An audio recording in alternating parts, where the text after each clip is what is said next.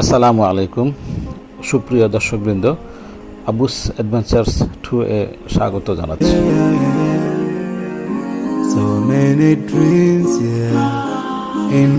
আজকে আমরা উপস্থাপন করছি কুমিল্লা শহর থেকে 11 কিলোমিটার দূরে কোটবাড়ি এলাকার সালমানপুরে অবস্থিত জেলার সবচেয়ে বড় এবং সবচেয়ে সুন্দর অ্যামিউজমেন্ট পার্ক, ডাইনোসর পার্ক এবং পিকনিক স্পট ম্যাজিক প্যারাডাইসের মূল ফটক।